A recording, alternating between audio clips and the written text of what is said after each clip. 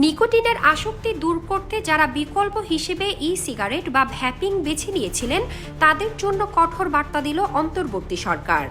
দেশে সব ধরনের বিকাশমান তামাকজাত পণ্য নিষিদ্ধ করে কার্যকর করা হয়েছে ধূমপান ও তামাকজাত দ্রব্য ব্যবহার নিয়ন্ত্রণ অধ্যাদেশ 2025।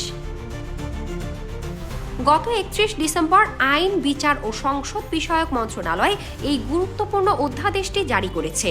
প্রধান উপদেষ্টার কার্যালয় থেকে জানানো হয়েছে 2005 সালের বিদ্যমান তামাক নিয়ন্ত্রণ আইনকে আরও শক্তিশালী এবং যুগোপযোগী করতেই এই সংশোধনী আনা হয়েছে। জনস্বাস্থ্য সুরক্ষা নিশ্চিত করতে একটি সমন্বিত আইনি কাঠামো গড়ে তোলাই এই অধ্যাদেশের মূল লক্ষ্য। নতুন এই অধ্যাদেশে তামাকজাত দ্রব্যের সংজ্ঞা ব্যাপকভাবে সম্প্রসারণ করা হয়েছে। এখন থেকে cigarette, electric nicotine delivery system, heated tobacco product এবং নিকোটিন পাউচ সহ সব ধরনের আধুনিক ও বিকাশমান পণ্য তামাক হিসেবে গণ্য হবে। এমনকি সরকার চাইলে যে কোনো সময় প্রজ্ঞাপনের মাধ্যমে নতুন কোনো পণ্যকেও এই তালিকায় অন্তর্ভুক্ত করতে পারবে। আইন অনুযায়ী পাবলিক প্লেস ও পরিবহনের সংজ্ঞায় বড় পরিবর্তন আনা হয়েছে। শিক্ষা প্রতিষ্ঠান, অফিস, হাসপাতাল, শপিং মল এবং পার্কের মতো উন্মুক্ত স্থানেও ধূমপান ও তামাক ব্যবহার নিষিদ্ধ।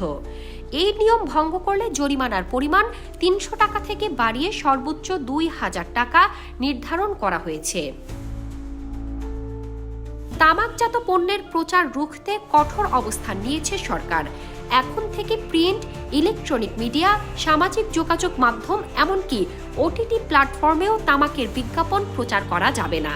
এছাড়া শিক্ষা প্রতিষ্ঠান ও হাসপাতালের 100 মিটারের মধ্যে কোনো ধরনের তামাকজাত দ্রব্য বিক্রি সম্পূর্ণ নিষিদ্ধ করা হয়েছে। সবচেয়ে বড় কঠোরতা আরোপ করা হয়েছে সিগারেট উৎপাদন ও আমদানির উপর। এসব পণ্য উৎপাদন, আমদানি, রপ্তানি বা ব্যবহার করলে সর্বোচ্চ 6 মাসের কারাদণ্ড অথবা 5 লাখ টাকা জরিমানা বা উভয় দণ্ডের বিধান রাখা হয়েছে। এছাড়া সাধারণ সিগারেটের প্যাকেটে স্বাস্থ্য সতর্ক বার্তার স্থান 50% থেকে বাড়িয়ে 75% করা বাধ্যতামূলক করা হয়েছে। সরকারের এই কঠোর পদক্ষেপ তামাকমুক্ত বাংলাদেশ গড়তে কতটুকু সহায়ক হয় এখন সেটিই দেখার বিষয়। কোম্পানিগুলোর ক্ষেত্রে লাইসেন্স বাতিল ও মালামাল জব্দের মতো বিধান থাকায় এবারের আইনটি বাস্তবায়নে প্রশাসন আরও কঠোর হবে বলে ধারণা করা হচ্ছে। Shamshad Shahanin, news desk, daily our Bangladesh.